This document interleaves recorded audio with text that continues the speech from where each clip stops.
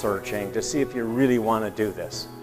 And if you're really going to be willing to open up and kind of share maybe where you are in terms of a mental health challenge that you're willing to share about yourself. And that is one of the first things. If you're going to really start a program, are there going to be a couple of people that is not the clergy? Got it? A couple of people in the congregation say, like, experience is such that I can't live with the silence anymore. Or whatever it is. And you have a couple of people, that's all you need to begin a mental health ministry. But it starts, I believe, with that whole sense of soul searching. And for you, in some ways, to decide you're going to come out of the congregation. What do you think that family was going through? And this is a church of about 700, 800 members. And so the senior minister said to me, I was a member there, and said, you know, what are we going to do about this? I mean, we have to respond somehow. What are we going to do? And so I said, well, she knew that my brother had died by suicide. And that was something that we've never talked about in our family. A long story about that, but it couldn't. And so she knew that, and she also knew that my son had been living with bipolar disorder and substance abuse for, at that particular point, 27 years. So she said, I think that we could do something because your own experience is confirming some of the experiences. So that's how we started. It began with a personal experience. And it doesn't have to be that dramatic. However, this day continues to feed what that family different. You heard, and there, in the context where we are, there are many, many people that are living with mental health challenges. And the first thing we need to do is to make a commitment. And as I said, it is a personal. And that is like the motivating energy. How do you begin anything? It always doesn't. It doesn't begin by, oh, I have a good idea. Let's do something about it. You know, it was William James who put it very, very clearly. He said, you know, that there are those who think their way into a new way of acting, but there are other people who act their way into a new way of thinking. If you think about that. So it became clear to me that the motive energy for starting a mental health ministry was not an idea. It was an experience. It was that we had to act our way into a new way of thinking about health, and that meant speaking out to share with others. We had to educate ourselves. That was a major issue, to learn about mental illness. Now, I had no idea I was hospitalized in a psych ward that what mental illness was. 29 years ago. I had no idea what bipolar disorder was. But over time, I began to educate it. And I said downstairs in lunch that the NAMI family-to-family program was the basic, elemental foundation for me to understand that mental health challenges are based in biological and genetic and environmental concerns. That was huge for me to learn. Family to family, NAMI, was really amazing for me. I went to mental health first aid. Has anybody heard about mental health first aid? Oh, you guys are great. So you know what that's about. And then also the W.I.S.E. That's another great organization. You can go on the web, and they're a wonderful support as well. But if you put in, I want to know about mental illness, you get 81 million hits. So you can learn a lot. There's enough to learn on the web to anything.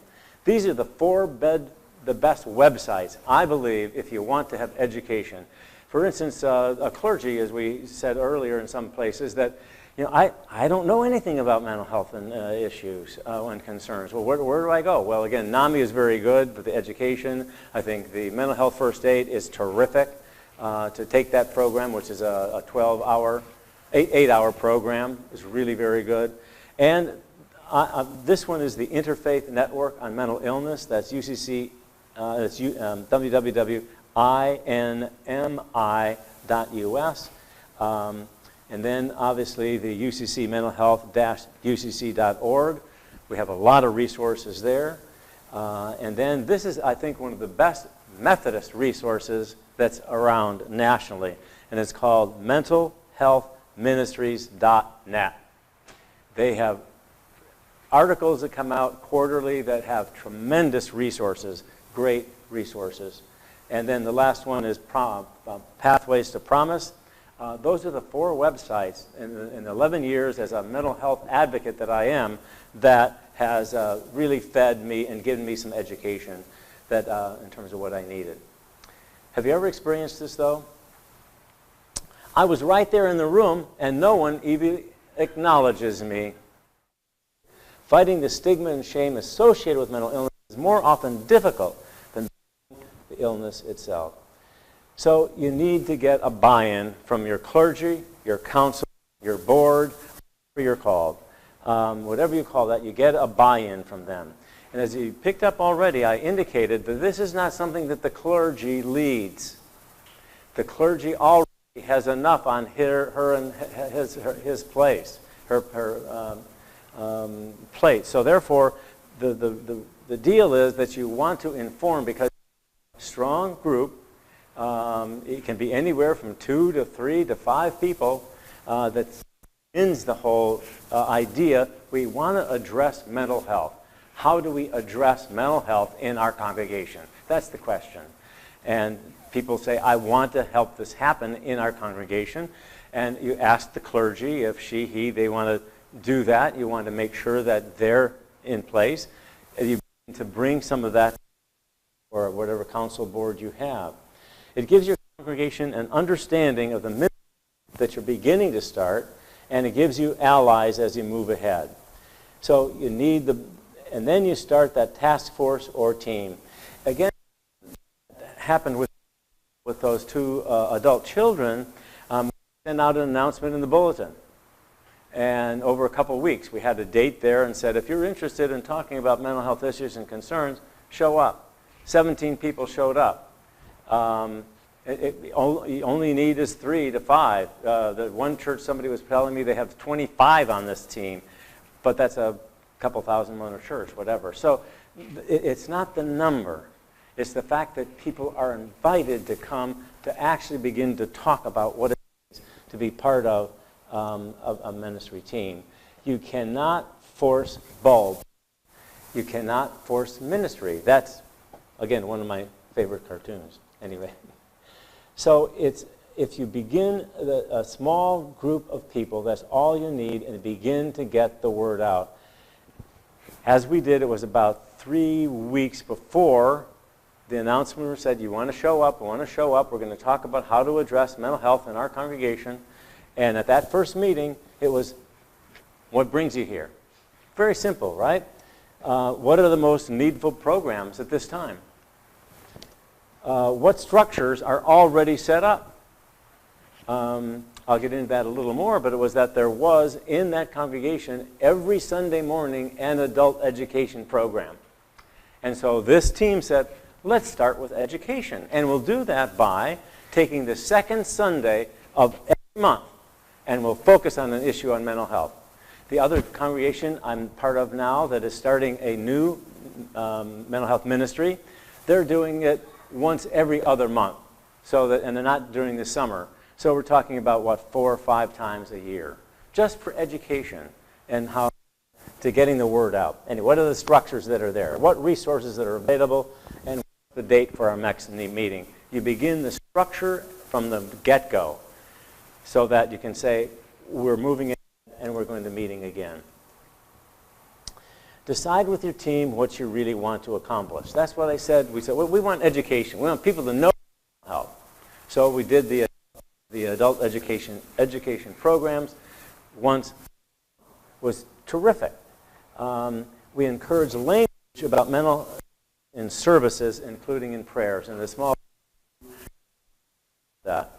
And I'm sure that I think that Sarah might have mentioned as well that indeed in a prayer, if you just said, Lord, we pray that you will support and embrace anyone who's experiencing a mental illness and their family members.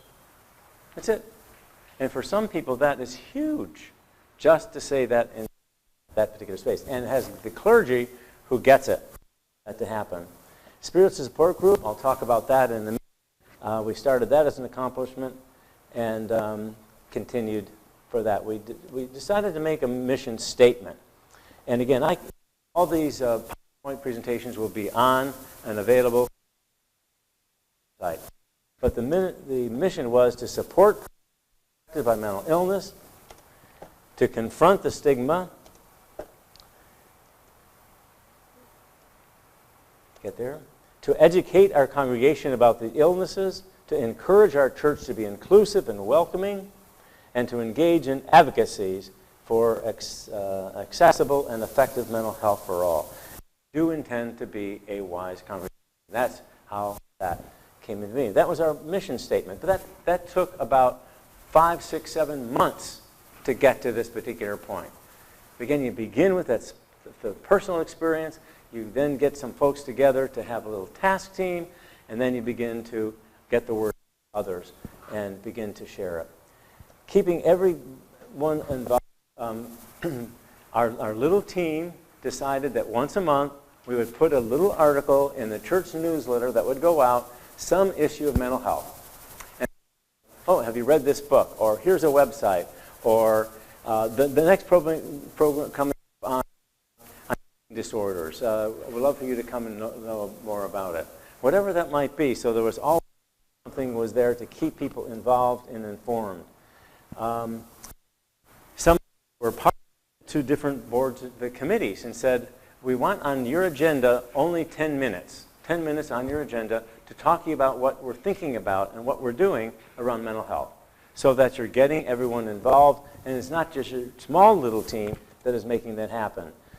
We made sure meetings.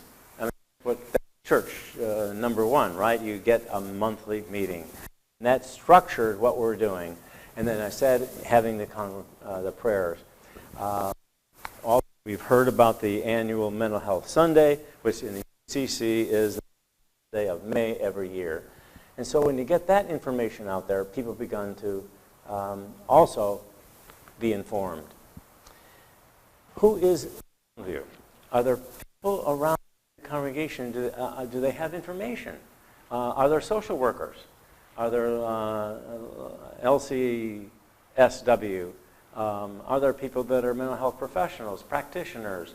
Who chaplains that are working with maybe the Psych Institute where you live? Who in your congregation is involved in mental health? Go to those websites I just indicated. They're on that number 7. Check out that local affiliate. And are there staff that you've come to know in your local mental health centers in the area? Right here in Chicago, I'm sure. DuPage, I'm sure you have it as well.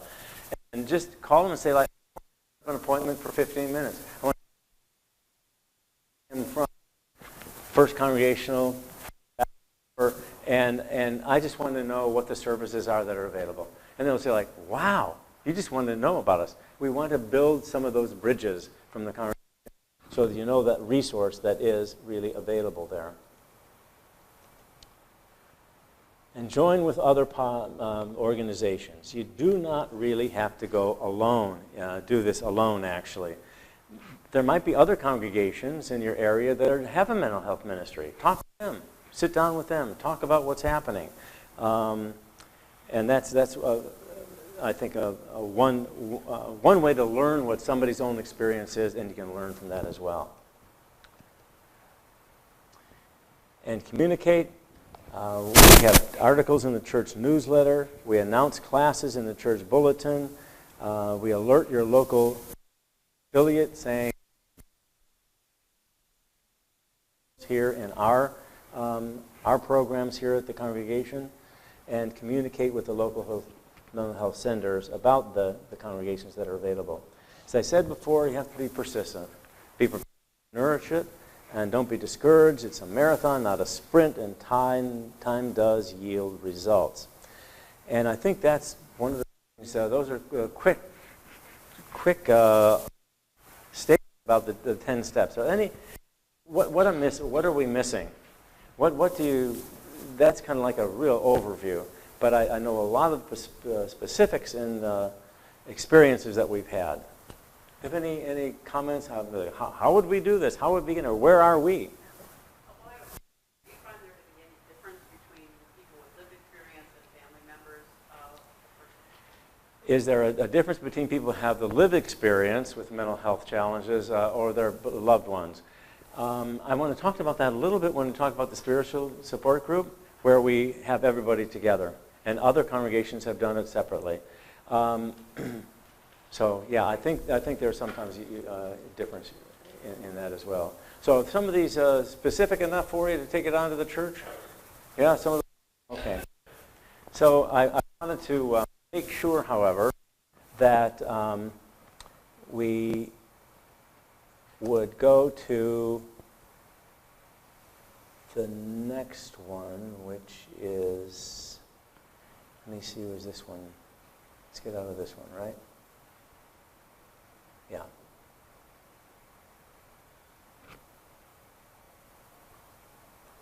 So I wanted to say something more about the what we have really, I think, embodied in ways that we haven't seen in many places, and that is starting a spiritual support group for mental health. It became very clear to us that not only we did education and have a structure so that people could report back to, say, the church council or deacons or whatever organization you may talk about for social action, we also wanted to really offer support. And what is that like?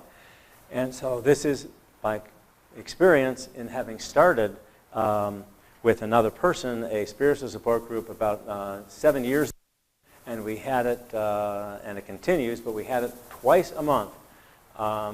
And the congregation, and then now that another congregation has started another one, we're doing it just once in the congregational church, one in the synagogue, local synagogue, one to the Roman Catholic Church, and one for the Lutheran Church. So we've got 4 congregations of different faith traditions that have a spiritual support group for mental health once a week, every month, all 4 of those. But that took time for that to develop.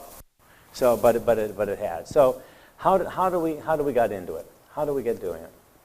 This is from, for me, this was the first time to say in front of others that I suffered from depression. Thank you for the spiritual support group, and that is Maria. Maria was, as I learned, had one of the most agonizing experiences of someone who was living with isolation. And when she came to the support group, she realized she is not alone and isolated. And the stigma around that in our society prevented her from really even speaking about it anywhere. So that is one of the things that Maria had experienced when she came. This was for Anne. Anne said, I was involved in a support group for those touched by bipolar illness for over 8 years. That was NAMI. He was very involved with NAMI group. I found a strong sense of community, and it helped me through some very difficult times. The spiritual support group helped ground me, makes me realize there's someone outside of myself, the unconditional, rich group, the inspirational reading, all help center myself and provide a depth of experience I did not have before. As we heard a little earlier in another group, that some people are now saying NAMI is beginning to have the faith net. They're trying to make that bridge together in terms of mental health and a spiritual faith. That was not Anne's experience until she became part of the spiritual support group. And last, Jen said, listening, no judgment, empathy, and sympathy. Also, and perhaps more importantly, a structured group that has boundaries for myself and for my co-attendees, creating a safe, professional, and sustainable environment. And she's the one that, more than anything else, if you've heard this experience, judge person disappears. Think about that. If there isn't that welcoming spirit, a person doesn't really feel at home. So that was how Jen experienced the support group. Spiritual support group simply means speaking and listening, healing, helping, and hoping. And those are not all the words that are usually used when you talk about support. This is more of a spiritual component. There is healing, there is helping, there is hoping.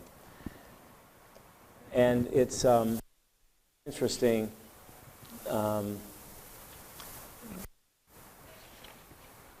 that one author put it this way: many people who are depressed, especially men, do not get help because they push it aside. They do not understand that feeling better can begin by talking about feeling bad. You begin feeling better can begin by talking about feeling bad. I always thought that was a powerful statement. So what is a spiritual support group? Here it is. You receive. The spiritual support group seeks to be a safe, sacred, supportive, spiritual, and welcoming space to speak and listen to experiences of others, of ways that you have been affected by mental health, mental illness, disorder issues, and raise ways in which spirituality and religious traditions can be helpful or a hindrance. So we just, from the get-go, we began talking about, all right, we're talking about spirituality here. How has that affected you? Has it been help or not? It's actually the Interfaith Network that began because a woman was in a congregation where the minister said, and you've heard that already this morning, you know, if you really prayed more and read the Bible, you would not need to take psychotropic medications. He said it out loud. Well, the woman in the knew, it was not the congregation I was at, but she got up and walked out because her son, who lives with schizophrenia, was not there because always fighting not to take his medication. It was just, yeah, it was not accurate for sure. So here's what we do. I have you also the guidelines. These are the guidelines that we start. We've developed these over several months actually, and everybody gets together. We're in a circle, and we ask people to read one at a time, and then we say, "Do you agree? Are these guidelines going to be appropriate for us to use here?" And then we say, if so, everybody says yes, we close the door. So what happens there? You close the door in the room where we are, and all of a sudden it says, this is a safe place. This is us. We are now here. It's confidential. We are now here to support, to share, and to listen. And now, by closing the door, that says, this is an all right place for you to be. Yes? Ever say no? I'm sorry? Does anybody ever say no?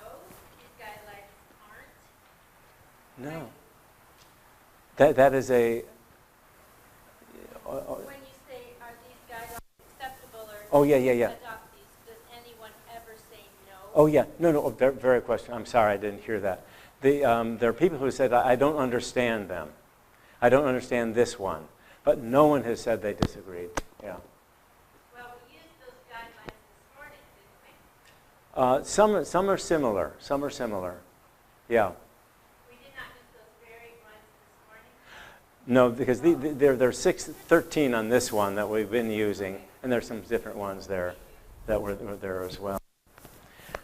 So we then we light a candle. There's a table. We have a candle, and we said, "Would you like to light the candle?"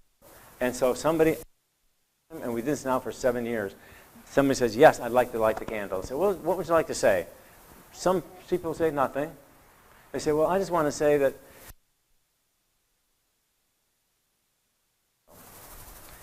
It was like came one night and he said, "You know, I haven't been out of bed for 2 weeks, but I knew the meeting was tonight, and I got out of bed to be here, and I wanted to light the candle that I'm glad that I'm here with you. I mean, that was amazing. Other people have said, I like having light. Have it. You light a candle with or without words.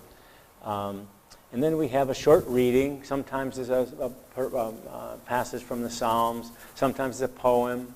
But very short reading. And then we have a time of quiet. We actually do 1 minute of being quiet. And it's amazing you think that 1 minute's a long time at that particular point, at the beginning of the meeting. But we begin with 1 minute of just being quiet and breathing together. Then this is the introduction. And again, we've had anywhere from 5 to 12 people in our support group. That's it, 5 to 12. It varies. And actually, I would say that half of the people come from the community, and half the people come from the local congregation. And I'll tell you how we do the publicity so people come. But the introduction is simply just a snapshot, or a recent challenge, or a use of addiction, or how you're taking care of yourself, or since we've been together before. It's just so that everybody has a chance to be invited to use their voice and to say something. But we always say, if you wish, you can say pass. You do not have to speak. And that is very important, one of the guidelines that we use. Then we expand on some of the common themes for sharing later. There are a number of times where people say, I've been trying to deal with how I trust myself. What does it mean to be trust? To give trust for myself and for make decisions. So if that's a theme, has anybody else experienced? And all of a sudden people begin to share their own experience with what they've experienced in terms of trust or not being, feeling trustful. But they come themes that come up with what people say. And then we allow some time for silence. If indeed there's nothing that's said, that moment, you just sit and let people sit in that space. And then we end with a minute. And then we say, what will you take from this evening? A word or a brief prayer. And so coming out of that 1 minute of quiet, we say, is there something you can offer to each other from yourself that has been shared tonight, or something that was triggered in you that captures the evening? Because wisdom is within the group. It's not being perfect. And then we blow out. When we do that, everybody's around the circle and say, don't move, but let's all try to blow the candle out together. And of course, you can't do it because you're because we say we're going to blow the candle out does not mean the light is now gone. What we're meaning is now that light has been here with us through this evening for the last hour and a half, and we want to have you take that light with you as you leave, so you have that through the rest of your week or days until we see each other again. So that light will be a memory that they can go into those places that might be, some of them are. And that's kind of how it goes.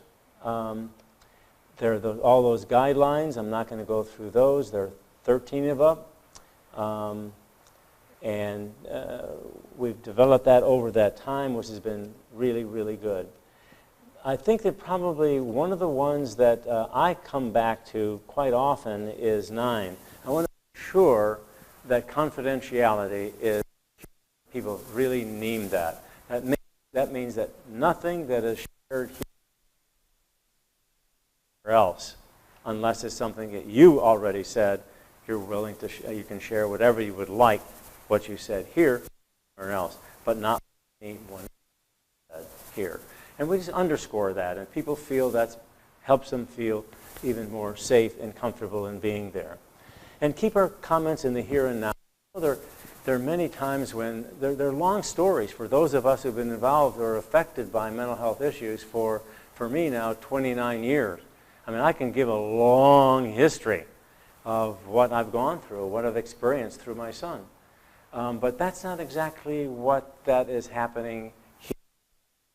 So what do you have tonight? What do you bring here right now? And we try to stay in the here and now rather than rehearsing everything in terms of what we experience. Anyway, those are the guidelines, and we begin on time and an end on time, which has been very helpful as well. And yes.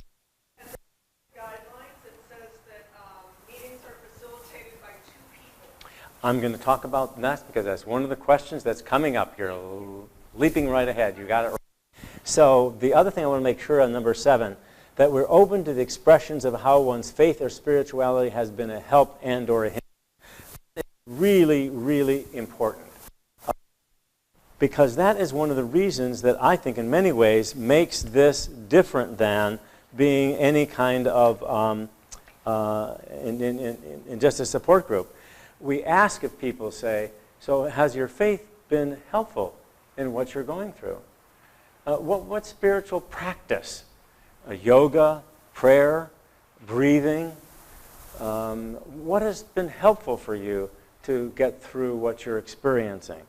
So we don't say, what is your faith? But we say, is there a way that it has affected you or has not been helpful? Like I indicated, that one clergy who said that in the sermon. Just thought that was not helpful for that one person for sure, and others. So that's naming it is really, really significant. There are affirmations in terms of what spirituality is.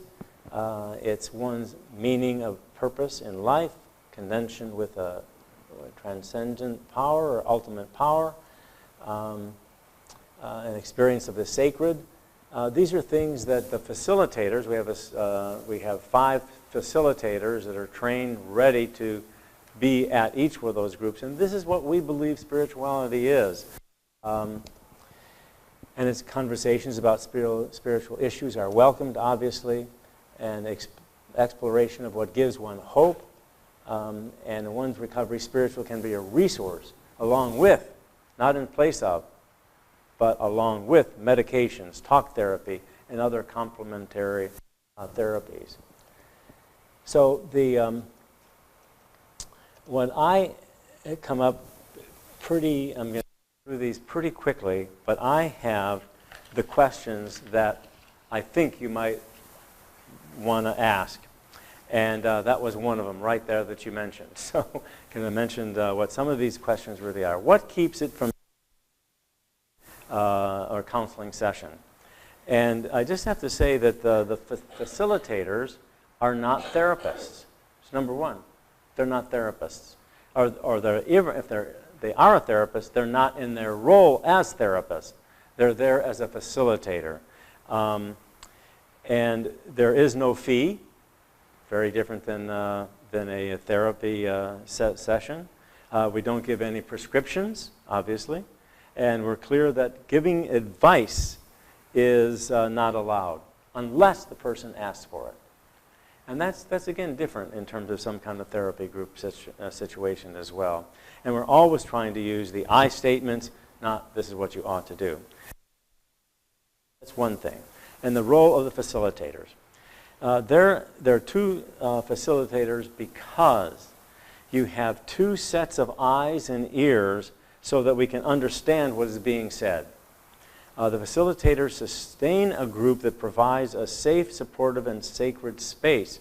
If a person leaves abruptly for no apparent reason, one of the facilitators will go with that person so the group can still have a facilitator there, and one person can go with that person. One woman did leave, a young woman in one of the groups, and we didn't know. Didn't indicate she was going to the restroom or wanted a glass of water or whatever it might be. And so I went with her, and so we had a conversation, and then she eventually came back.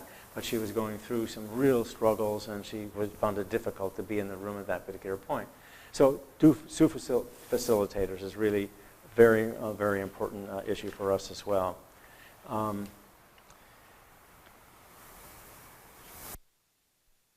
The facilitator does the opening, and the other one does the closing as well. This group, we offered it twice a month, the 2nd and the 4th Mondays. and now that we're doing the 4, as I indicated, is once a month for 4 different faith communities. Who's invited? That is the question. The Roman Catholic Church has decided that they want to have 2 groups. They have persons who have the lived experience, and they want to have people that actually have a loved one who is dealing with a mental health condition. And that was their experience. My experience is that we had a blend. So that those who actually had the lived experience were also learning from the loved ones what the impact is of their experience on them. It's only rarely, I would think of 2 incidents, all those 6, 7 years, that a mother and daughter came. It was usually a person who had the lived experience, but not necessarily a related person who has experienced mental health conditions in their own family. And is there any money involved? Only the use of space. The faith community ought to provide the space for the group free, and they stay in the same space all the time.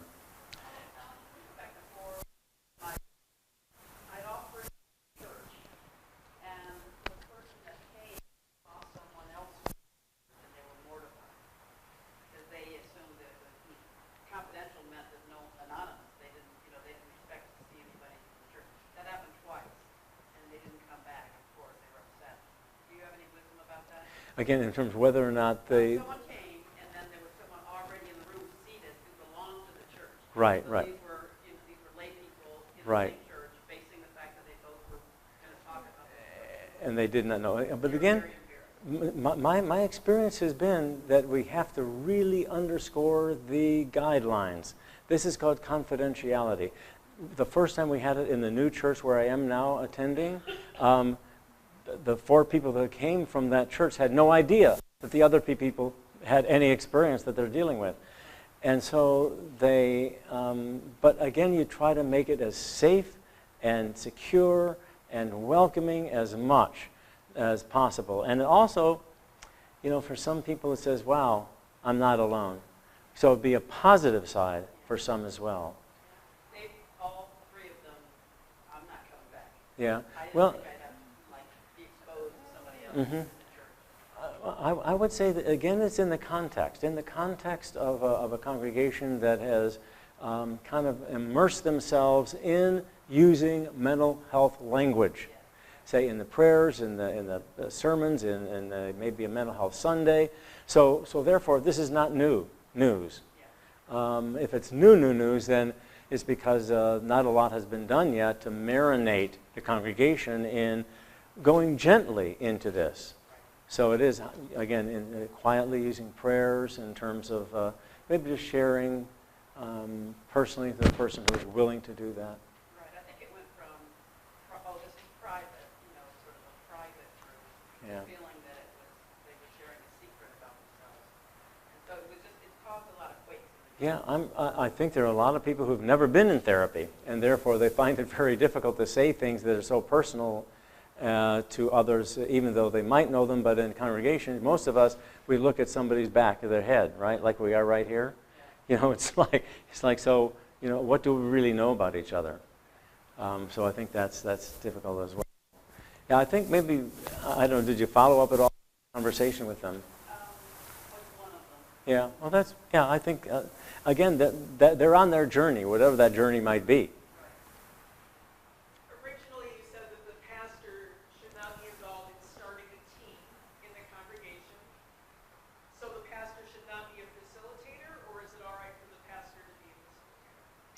In both situations where I've started them, the clergy is not a facilitator, right?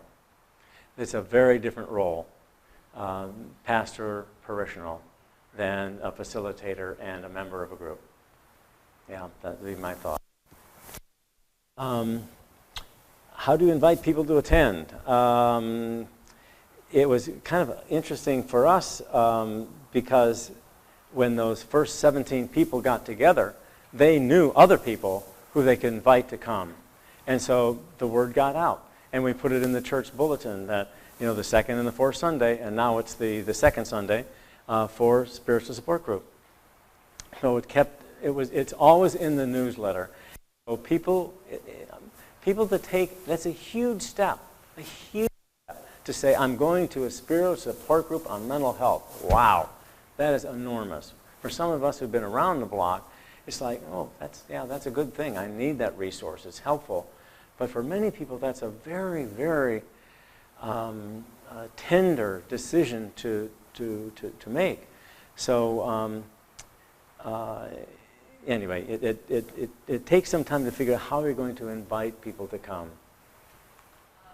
Do you think it makes a difference whether you hold the support group like on a Sunday immediately after worship, or would it be better to have it some other time? She mentioned the people who were embarrassed by seeing other people that they knew. So I'm wondering if you have it right after worship, or people going to say, well, I don't want anybody to see me going in there. Right, it's very interesting. When do you do it? Because is Sunday good? Is it any other time? I'm kind of repeating part of your question. The one church, First Congregational Church in Berkeley, they do it right after the worship service, because so many people come in San Francisco. They come on Sunday and do everything on Sunday. A lot of people don't come in the evenings. So my sense is the context will shape the time when you need to meet. And for some reason, Mondays became really standard for us in the Boulder area. Yeah, so I think go with the context in terms of where you are. Do the facilitators no longer go through any sort of training? That's a good one. There has not been. The people that I've been part of selecting them to be facilitators, I had a list, actually. I think the first ones I want people who know how to listen and not to instruct. I want people who could listen. Number two, I want to know people that have had some experience with mental health issues and concerns themselves or a loved one or family member. Those are the two main ingredients. That you're aware of the content, but again, you're not a therapist. You're just facilitating conversation. That's what's happening. And keep the boundaries safe enough so people can feel comfortable enough. And I think, so it's the education and also a person that's really able to listen. And how do you train somebody to be able to listen? You just have to know if they can do it. I think those are hard things. But again, the facilitator is again making it safe enough and having the boundaries enough that a person can share what they would like and to hear what they can from each other, in my experience. We're toward the couple of the other questions. How many backup facilitators? We did not have a group on Christmas Eve. That's the only time we never did, but we had a meeting during the week before Christmas Eve. If someone's in crisis, you have to know all the resources. That's the other thing, maybe, in terms of you need to know if somebody is really in a crisis. We've never experienced it ourselves, but you have to know where 911 is, number one. Number two, if somebody's dealing with a suicide ideation, you need to know, and this is all the people we have gone through some kind of a suicide prevention program.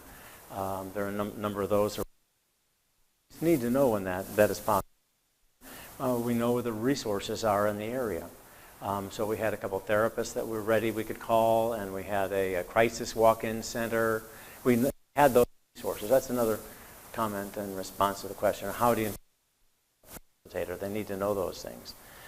We didn't need insurance coverage because we had gone through the church council, and they gave blessing to the program by the team, the mental health ministry team. The boundaries, I was saying, we shared some of those, and it was time limited. It's going on now for 6 years, and if the needs are not coming forth anymore, we probably would end it. But it goes on right now, and we do report to the church council. So we're there once every other month to say what's going on with our mental health ministry team, including our spiritual support group. And we do have print material there. Somebody mentioned like a library. We have a lot of stuff from NAMI and other organizations that are present. We provide drinks, which is just water. We have just water, flowers, water and the candle. And sometimes people bring cookies they want to make, but we just say, no, water is sufficient. And we always have tissues, because Fred Buechner, who said, unexpected tears are always messengers of the divine. And almost always in those groups, there'll be somebody who is really emotional, that something's going on. And when you see those tissues, that's okay. I'm okay. I can come here as I am. And usually when that happens, following that, during the group, people begin to laugh. It's amazing, the tears and the laughter. What does it say in Psalm 30? Weeping tarries for the night, and joy comes in the morning. And one of my favorite authors is Anne Lamott, if you know her, I don't know. But she brings some light as well. In the dark, the stubborn hope that if you just show up and try to do the right thing, the dawn will come. You wait and watch and work, you don't give up.